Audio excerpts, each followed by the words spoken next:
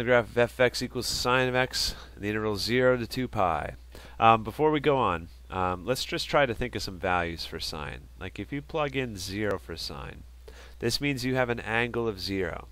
So normally this is the initial side of an angle, then we rotate it like 135 degrees. If we rotate it 0 degrees, we're right here, right? Sine are the y coordinates on the unit circle. So if you were to make the unit circle and have an angle of 0 degrees, then you start right on the x-axis at 1, 0. So sine of 0 is the y coordinates on the unit circle. So this is 0. So if we try to rotate it at 90 degrees, so sine of pi over 2, that's 90 degrees in radian measurement. That means we're right here. Now the y coordinate is 1, so sine of pi over 2 is 1. And then keep going. Sine of pi, that's 180 degrees. That lands us right here. Y coordinate is 0 for that dot.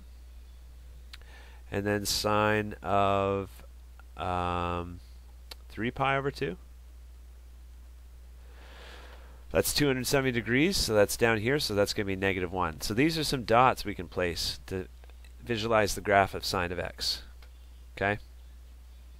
At 0 on the x-axis, we have 0 on the y-axis. At pi over 2 on the x-axis, we have 1 on the y-axis.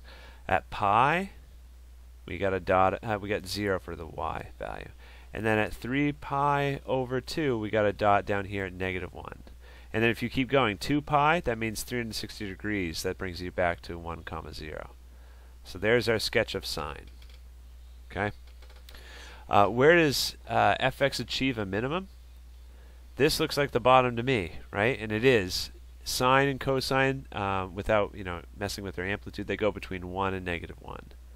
So where does it reach its minimum? It reaches the minimum at 3 pi over 2. And that's the only place it reaches its minimum on this interval. There could be other ones. You could have 3 pi over 2 plus 2 pi. That'd be a full other 360 degree rotation. That would be another place, but that's not on this interval.